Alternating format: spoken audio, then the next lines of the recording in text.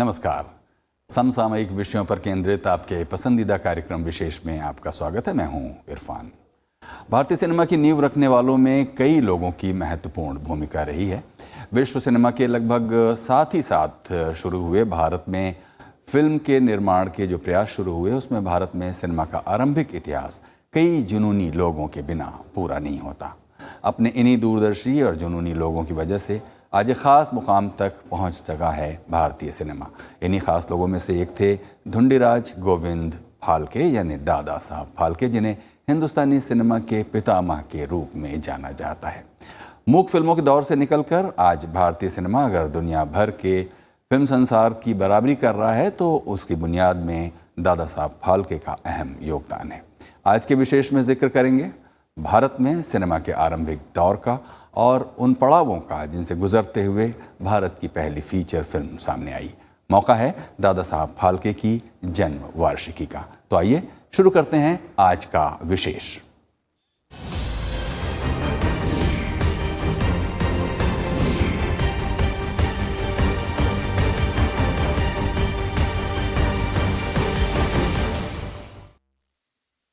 भारतीय सिनेमा एक लंबे दौर से गुजरने के बाद आज इस मुकाम पर पहुंच चुका है, जहां तकनीक से लेकर लोकप्रियता के मामले में वो दुनिया की किसी भी फिल्म से कम नहीं है।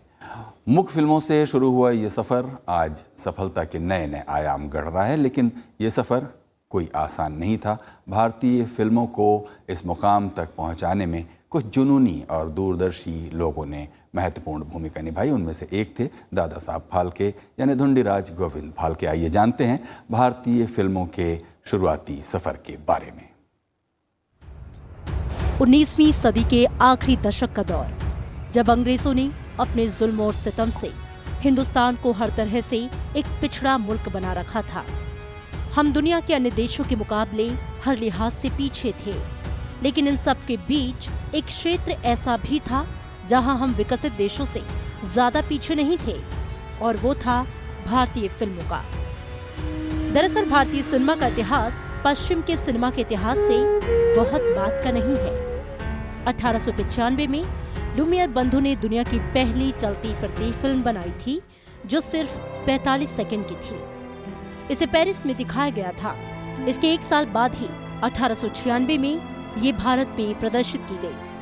इसके करीब 15 साल बाद 1910 में तब के बंबई के अमेरिका इंडिया पिक्चर पैलेस में द लाइफ ऑफ क्राइस्ट दिखाई गई थी। थिएटर में बैठकर फिल्म देख रहे धुंडीराज गोविंद फाल्के ने तालियां पीटते हुए निश्चय किया कि वो भी ईसा मसीह की तरह भारतीय धार्मिक और मिथकीय चरित्रों को रुपहले पर्दे पर जीवंत करेंगे। देखिए, विश्व सिनेमा, भारतीय सिनेमा के बारे में अच्छी बात यह है कि विश्व सिनेमा और भारतीय सिनेमा में बहुत ज़्यादा अंतर नहीं रहा है। मतलब हमारे देश में सिनेमा तकरीबन उसी समय आ गया जिस समय यूरोप के अंदर फिल्में बननी शुरू हुई। तो 1895 में पहली फिल्म यूरोप में दिखाई जाती है और 1896 में उसकी स्क्रीनिंग 7 महीने बाद भारत में हो जाती है। आमतौर पर शॉर्ट फिल्म भी 1898-99 तक भारत में बनने लगी थी। 1900 के अंदर पहली भारतीय फिल्मकार जो हैं वो कैमरे से अपनी फिल्में शूट करने लगे थे। तो फीचर फिल्म बनने के लिए 10-12 साल लगते हैं, लेकिन छोटी फिल्में आपको लगातार उस दौर में बनती हुई दिखेंगी। हालांकि इससे पहले हिंदुस्तान में इस फिल्मी कला की ताकत को भांपने और संवारने वाले कुछ लोग 19वीं सदी में ही पैदा हो चुके थे। एक तरह से यही वो लोग हैं जिन्हें great grandfathers of Indian cinema कहा जाता है। साल 1896 में भारत में पहली फिल्म के प्रदर्शन के 2 साल के भीतर 1898 में ही कोलकाता के हीरालाल सेन ने एक मूवी कैमरा खरीद लिया था। ये घटना इस बात की तस्दीक करती है कि उस दौर में भारत में फिल्मी गतिविधियां दुनिया के दूसरे देशों के मुकाबले बहुत पीछे नहीं रहीं। 20वीं सदी की शुरुआत के साथ ही हिंदुस्तान में फिल्म निर्माण की कोशिशें तेज हो गईं। RG Torane, Patankar friends and company और सावे दादा ने जो छिटपुट कोशिशें की, उनको अमली जामा पहनाया धुंडीराज गोविंद फाल्के ने। Film the life of Christ से प्रेरणा लेकर दादा साहब फाल्के फिल्म निर्माण के काम में जुट गए और उनकी मेहनत रंग लाई।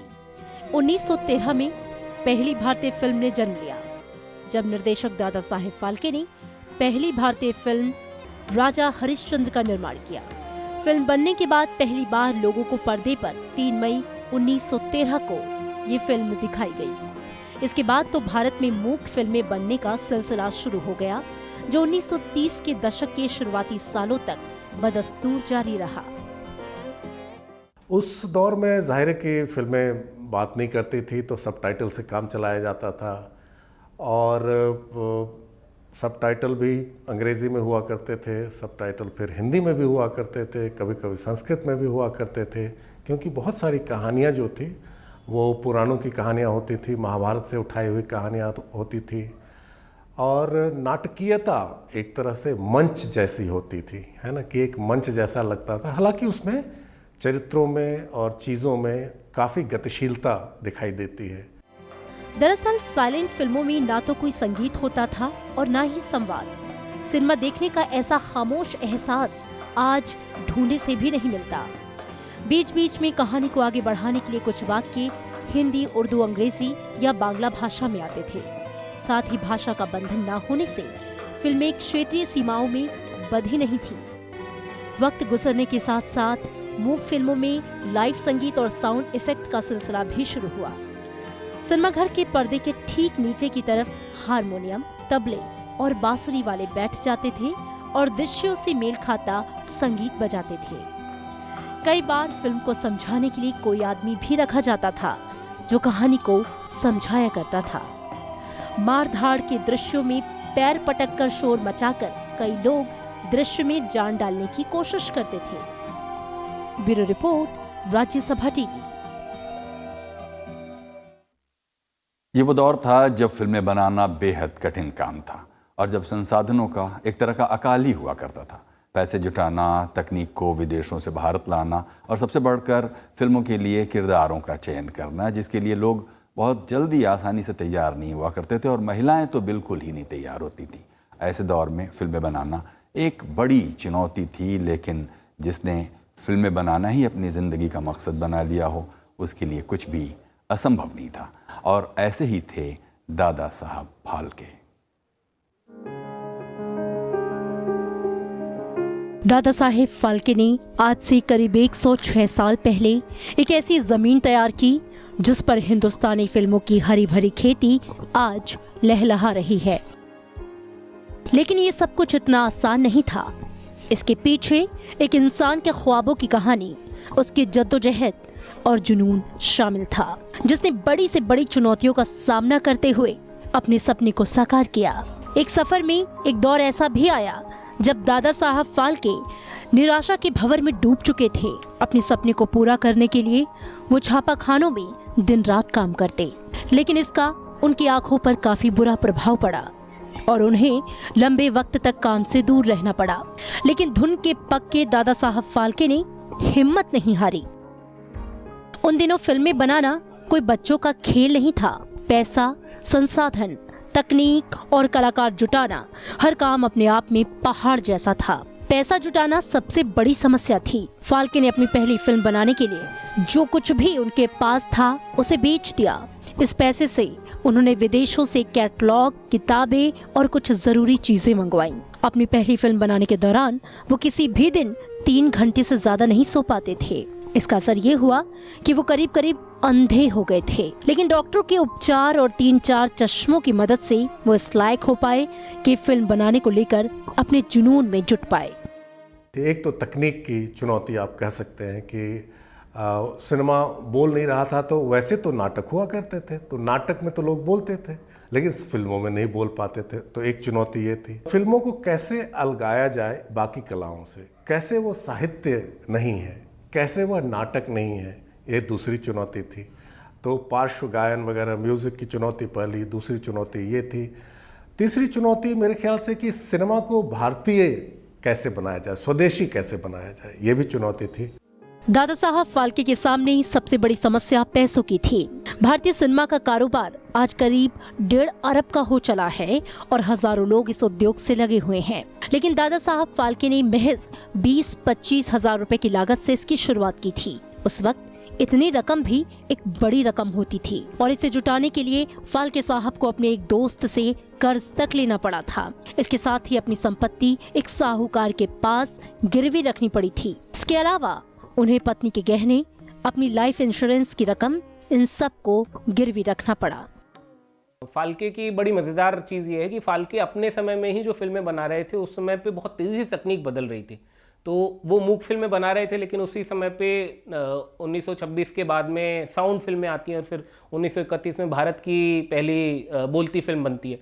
तो एक तरफ वो अपने दौर के फिल्म मेकर्स की तरह उस दौर की चुनौतियों से जूझ रहे थे, लेकिन वो उसी समय पे समझ गए थे कि हम अपने सिनेमा को बनाते हुए क्या क्या गलतियां कर रहे हैं। उस दौर में फिल्म के पात्रों की तलाश करना भी एक बड़ी चुनौती थी। उस वक्त फिल्म, नाटक या नौटंकी में काम करना समाज में हे दृष्टि से देखा जाता था। फिल्म राजा हरिश्चंद्र के लिए कलाकार ढूंढने में काफी परेशानियों का सामना करना पड़ा। फाल्के इस फिल्म की हीरोइन की तलाश में रेड लाइट एरिया तक की खाक छानने लगे, लेकिन रेड लाइट एरिया की महिलाएं भी इस फिल्म में काम करने को तैयार नहीं हुई और आखिरकार इस फिल्म में महिलाओं का रोल भी पुरुष कलाकारों को ही निभाना पड़ा।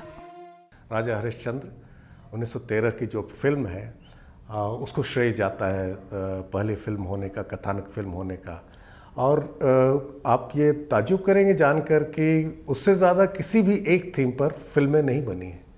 राजा हरिश्चंद्र पर सबसे ज़्यादा फिल्में बनी हैं, 25, 26, 27, 28 तक फिल्में बन चुकी हैं। तो उस अर्थ में भी दादा साहब को, फाल्के को माना जाना चाहिए कि वो पिता हैं भारतीय फिल्मों के।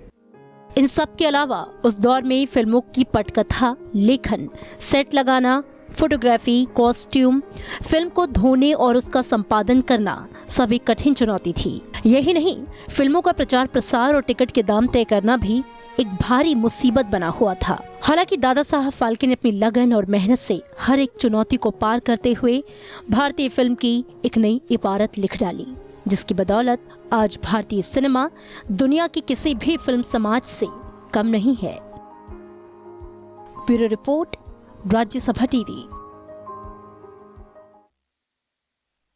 फिल्मों में योगदान के लिए दिया जाने वाला जो सबसे बड़ा पुरस्कार, सबसे बड़ा सम्मान है दादा साहब फाल्के सम्मान, जिनके नाम पर दिया जाता है, वो सिनेमा के जादूगर थे। भारतीय फिल्म का उन्हें पितामह कहा जाता है और दादा साहब फाल्के एक जाने माने प्रोड्यूसर, डायरेक्टर, स्क्रीन राइटर, इसके अलावा डिस्ट्रीब्यूटर, एग्जीबिटर और पब्लिसिस्ट भी थे, जिन्होंने अपने करियर में 95 फिल्में और 25 से ज़्यादा लघु फिल्में बनाईं। यहीं से भारतीय फिल्म उद्योग को मजबूती मिली और इस मजबूत नींव पर खड़ा हुआ ये शानदार महल। धुंडीराज गोविंद फाल्के या कहें दादा साहेब फाल्के अपने आप में संपूर्ण कलाकार, लेकिन जे स्कूल ऑफ आर्ट्स के इस छात्र को अपनी पहली फिल्म राजा हरिश्चंद्र बनाने से पहले पेंटिंग, प्रिंटिंग, फोटोग्राफी और इंजीनियरिंग तक सीखनी पड़ी। फिल्म बनाने से पहले दादा साहिब ने कई दूसरे काम किए। उन्होंने प्रिंटिंग प्रेस खोलने की कोशिश की, प्रेस खुली भी। दादा साहिब रातों रात उस उद्योग के एक नामचीन शख्स बन गए, लेकिन जल्द ही कुछ दूसरी वजहों के चलते इसे बंद करना पड़ा। दादा साहेब अपने दौर के हिसाब से बहुत आगे की सोच रखते थे। वो कई काम एक साथ करना चाहते थे, लेकिन एक काम में लंबे समय तक टिक नहीं पाते। पेंटिंग की, फिर फोटोग्राफी में दिल लगा तो फोटोग्राफी करनी शुरू कर दी। मशहूर पेंटर राजा रवि वर्मा के साथ भी उन्होंने लंबे समय तक काम किया, लेकिन जिंदगी में असली मोड़ तब आया जब उन्होंने अंग्रेजी फिल्म लाइफ ऑफ क्राइस्ट देखी।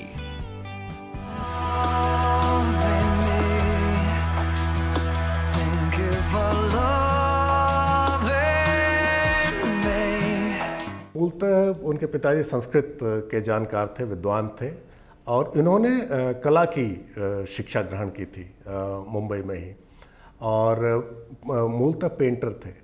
तो पेंटिंग करना उनको आता था, मेकअप करना आता था, ये सब कई चीज़ें उन्होंने सीखी थी। फोटोग्राफी उनको आती थी और वो राजा रवि वर्मा की पेंटिंग को उदाहरण के तौर पर उन्होंने एक टेक्नोलॉजी से दूसरे टेक्नोलॉजी में ट्रांसफ़र भी किया था। तो प्रिंटिंग का काम भी वो किया करते थे। इसी फिल्म ने उन्हें भारतीय कथाओं के आदर्श पुरुषों पर फिल्में बनाने के लिए प्रेरित किया और इस तरह नींव पड़ी फिल्म राजा हरिश्चंद्र की।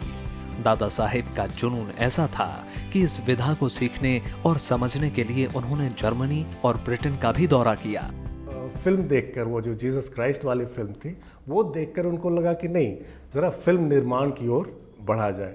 तब उन्होंने जाकर ट्रेनिंग ली, जर्मनी गए, वहाँ से कुछ इक्विपमेंट लेकर आए, फिर इंग्लैंड गए और लोगों से सीखा कि कैसे इसको चलाते हैं। हालांकि उनके पास ये ऑप्शन था, विकल्प था कि लोग उनको इंग्लैंड में ही रखना चाहते थे। वो इतना फिल्म बनाना जान चुके थे कि वो वहाँ रहकर आराम से फिल्में बना सकते थे। लेकिन वो वापस आते हैं क्योंकि उनको स्वदेशी फिल्में बनानी थी, यहाँ आकर हिंदुस्तानियों के लिए फिल्में बनानी थी। तो उन्होंने फाल्के फिल्म्स की स्थापना की, फिर बाद में हिंदुस्तानी फिल्म्स की स्थापना की। दादा साहब फाल्के का जन्म 30 अप्रैल 1870 को महाराष्ट्र के त्र्यंबकेश्वर में एक साधारण परिवार में हुआ। पिता संस्कृत के विद्वान थे। मुंबई में शुरुआती पढ़ाई लिखाई के बाद दादा साहेब ने बड़ौदा के कला भवन में दाखिला लिया। 1890 में जब वे कला भवन से पढ़कर निकले तो दादा साहेब पूरी तरह बदल चुके थे। कला उनकी जिंदगी का अहम हिस्सा बन गई। दादा साहेब ने भले ही मूक फिल्में बनाई, लेकिन कई ऐसी तकनीक का इस्तेमाल किया जो आज भी लोगों को चौंकाती है। उनकी फिल्मों में स्पेशल इफेक्ट भी देखने को मिले, जैसे श्री कृष्ण जन्म का ये सीन,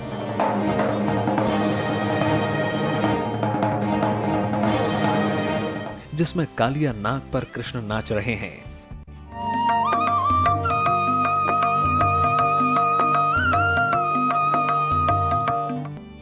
इसके बाद दादा साहेब फाल्के ने कई पौराणिक कथाओं पर आधारित 95 मूक फिल्में बनाई।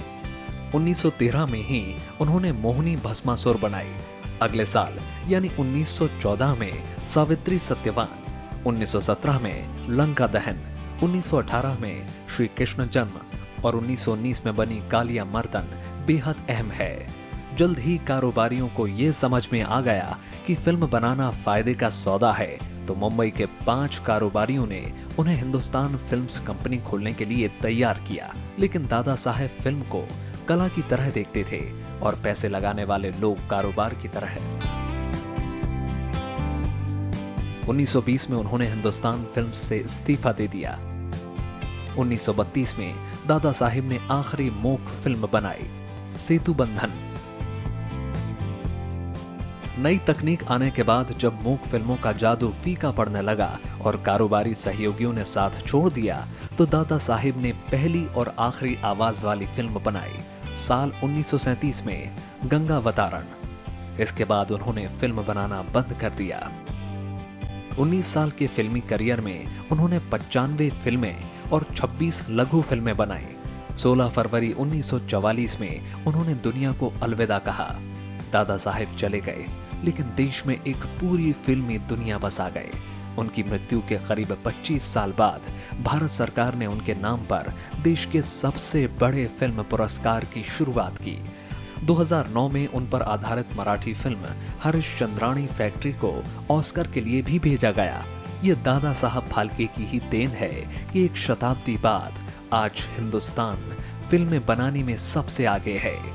Bureau report, Rajya Sabha TV. Dada Saheb Phalke ही वो शख्स थे जिन्होंने भारतीय फिल्म जगत की नींव तैयार की।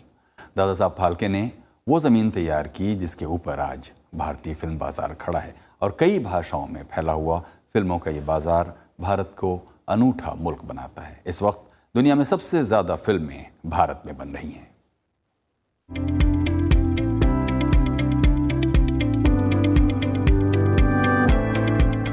भारत में 20 से भी ज्यादा भाषाओं में हर साल करीब 1.5 से 2,000 फिल्में बनाई जाती हैं। हर साल ये संख्या बढ़ती जा रही है। हिंदी, तमिल, तेलुगु, बांग्ला और मराठी में सैकड़ों फिल्में बनाई जा रही हैं। यही नहीं, फिल्मों की कमाई में भी हर साल भारी बढ़ोतरी देखी जा रही है।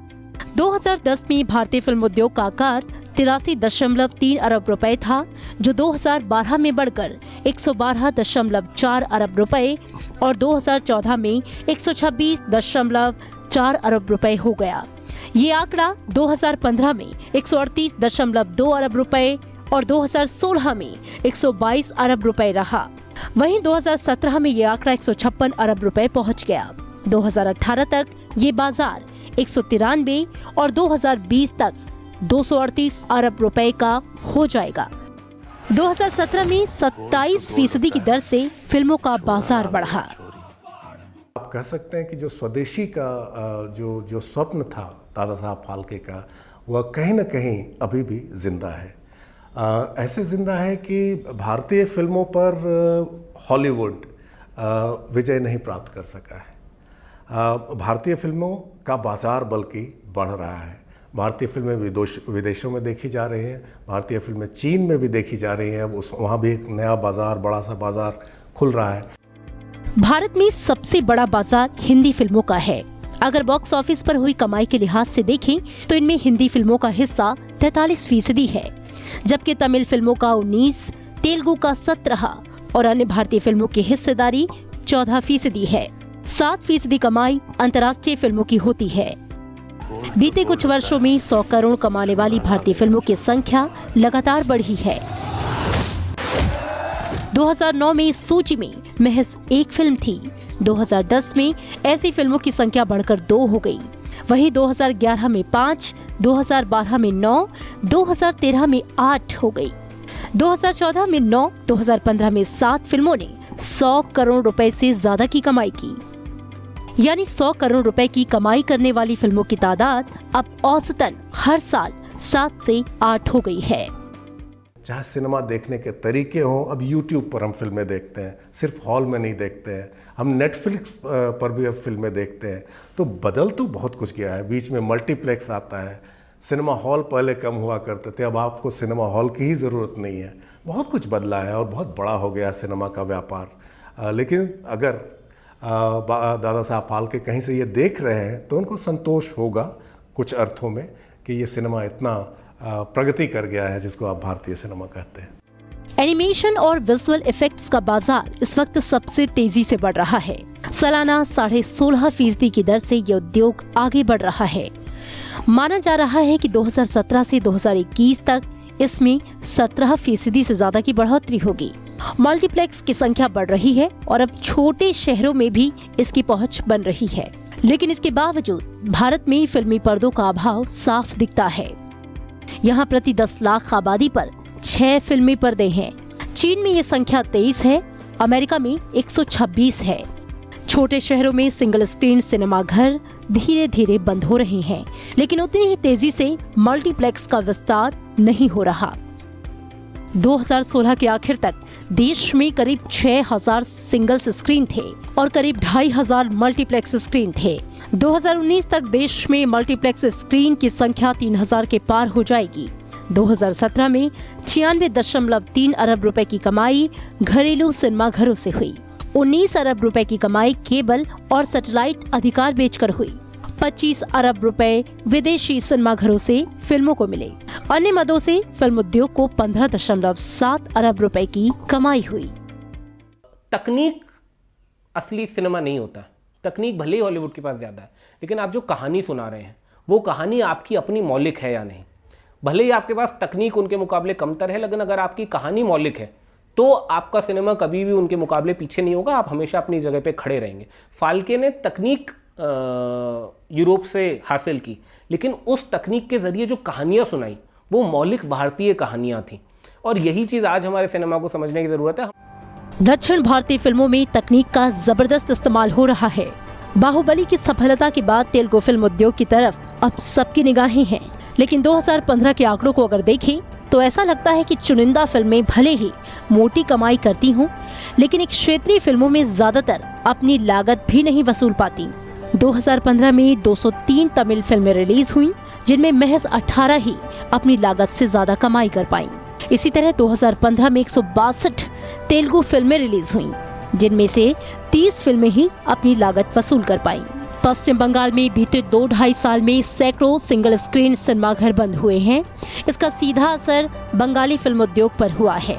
लगातार 3 साल से बंगाली फिल्म उद्योग घाटे में चल रहा है, लेकिन इस दौरान कई चर्चित बांग्ला फिल्म भी बनकर तैयार हुईं, जिन्हें दुनिया भर में सराहा गया। मराठी फिल्म उद्योग इस वक्त तेजी से तरक्की कर रहा है। 2015 में मराठी फिल्म उद्योग 40 से 45% की दर से आगे बढ़ा। पंजाबी, गुजराती, असमिया और भोजपुरी फिल्मों का बाजार भी धीरे धीरे बढ़ रहा है। Bureau report, Rajya Sabha TV.